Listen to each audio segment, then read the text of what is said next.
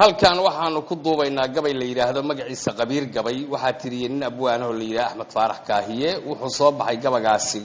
2006 bishii 12aad wuxuuna u dhacayaa sida tan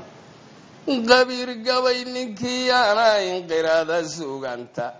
qabiya kama baxshay qaasino qarun ba maqane qardaje haduu iga noqdeen qalaad u mansoodo ninay qiro haysana hayaan la iqabanin qandaayo sidaan duuma qabo qayla salalkayga dariskay wada qoonsadiyo xaskaan qabayo murugiyo qaracan baan hurdada qaraw la toosaaye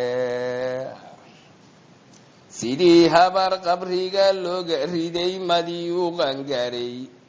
ilmadayda qubata garkiyo qoysay shaatigaye anigoon waxbana qaban karay qiranay hayso ayuunbaan ka qaylinahayaa qurac dabayl weyn qalqalkiyo walaacan qabiyo qafilkay saaran qalbi xumada waxaa igu riday oon qilu heli way wan la qalayo jeerun madida qorta lagu goyo korba madaxa uma qaadaye wayska qabardaare Soomaali baan ku qiimayn karaa waana qabatay qarni ka hor gumaystihii qabsaday qaradaan joogno gumaystihiina kala qaybsadayo qaatay dahabkeena oo qalabka soo guranayaan daaqadka arkaaye oo qalabka soo guranayaan daaqadka arkaaye dhibaatadan qayoodayninoo nagu qoblaynaysa masiibadan qotada dheer le iyo qacadami waayey qalcadaha la shiday iyo fidnada qarisay ciidana qalala sihiya fawdadiyo dhiga qubanaya qarboodada loo wada qastiyo qofalada geegsan dhufaysyada la sii qodanayo qariska sii turka ma qurxoona saadaasha iyo meesha loo qumiye haddaan shacabku diidmada qayaxan toosu wada qaadan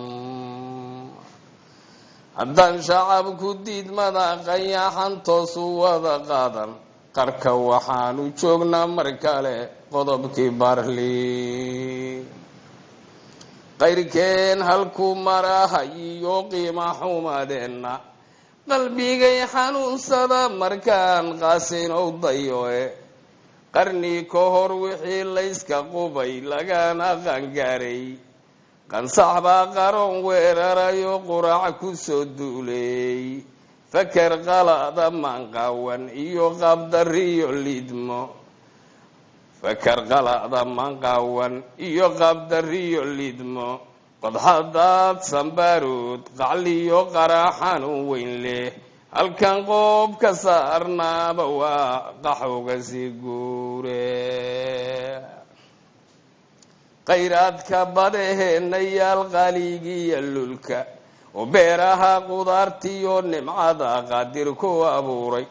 webiyada qarka u saaran iyo qaanadaha buuxa macdan iyo shidaal baa qotoma dahab ka qayrine misna kuma qabowno sabool qawan baan nahaye qawlay